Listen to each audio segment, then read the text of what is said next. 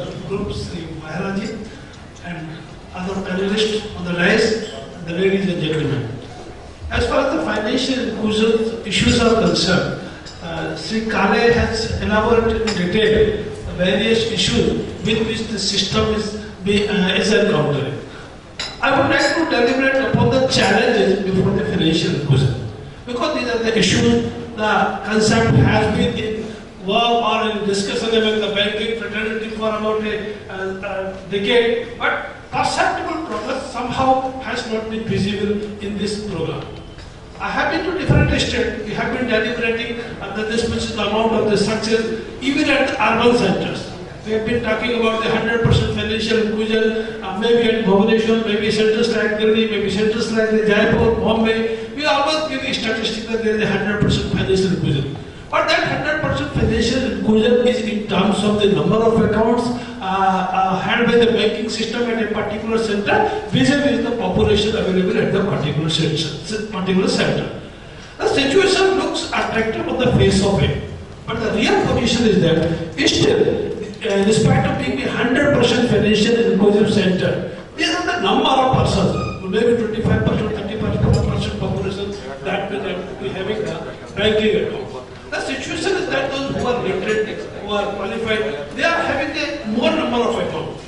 A person may be having 2 or 3 number of savings accounts with a different bank, but there is a large population which still doesn't have a minimum account, minimum savings account with any of the financial institutions. That is a major challenge before the Reserve Bank of India, before the planners of the country, before the government of India also.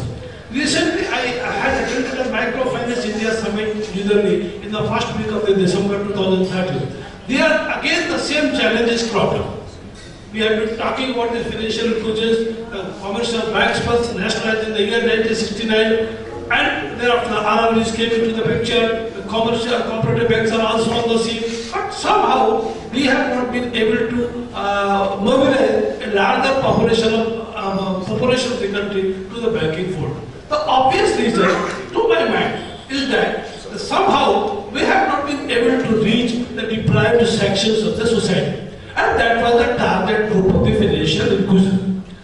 Because the financial inclusion, and the definition itself suggests, providing banking services to the disadvantaged sections of the society at an affordable cost. That is the definition given by the Rangarajan committee. The question arises, can we talk of the affordable cost when we have not been even entertaining that kind of the clientele? To entertain that kind of clientele, which was virtually could not enter into the banking system, the Government of India, the Reserve Bank of India introduced the concept of the banking correspondent, the business correspondent. Banks appointed this technological service provider and the banking correspondent. Ultimately, most of the technological service providers did not reach the field. They again appointed an agent to take care of the banking, this BC business. The unfortunate part is that this BC business has been for 4 to 5 years in the forefront of the discussion in every banking forum. But the unfortunate point is that hardly any BC remains in the business for more than 2 years. That has been the average study. The BC remains in the business for 10 to 15 months only. I have also interaction with a large number of the BCs. Why do they leave? The main problem and the main question that comes to their mind is that they do not get adequate amount of remuneration by way of the charges. So they leave the field. Immediately they get some alternate source of the income, which is more remunerative in comparison to the business of the BC. Reserve Bank of India, over a period of time, has elaborated a number of steps to be taken by the banking system to make the business of the BC bankable, to make the business of BC profitable. Even what is on the mind of the business correspondent, that at least they should get the minimum Narega wages. Even most of the BCs are not getting the Narega wages also. But they are not even getting this 3,000 rupees, 2,500 rupees per month. And naturally, nobody would like to remain in the business. This issue was raised before the Secretary Financial Services, Mr. Rajiv Tetru also. He categorically could not come out with any solution, but he suggested that we have to make this business as a viable private wages. Then again, this is the point. This is the question to think over by the Reserve Bank of India senior officer. How to make this BC viable? And during my course of interaction with the regional director Bhubaneswar, so he told me that we can engage them in a number of other activities. That's good. But what is happening? Most of the bankers' friends are not providing them any kind of services other than the account opening. And the unfortunate part in this financial inclusion initiative is that BC is also confined to the opening of the savings bank account. Because the major remuneration comes to him only through opening of the savings bank account. Once he opens the account, he gets 50 rupees, 60 rupees, 70 rupees as per the terms of the contract. But he hardly is interested in transacting or undertaking the transaction. Because the transactions he earning as 2 rupees per transaction or they are giving us 3 rupees per transaction. The kind of population he is dealing with, the number of transactions are not much. That is another problem because he deals with the laborers, he deals with the unskilled workforce, or he remains in the village where people earn 100 rupees per day, 150 rupees per day, 200 rupees per day. That is not even sufficient to take care of the daily requirement. So actually they do not try to go to the business correspondent. Who will go to the business correspondent? Anyone who has some surplus money so that he can deposit with the banking system.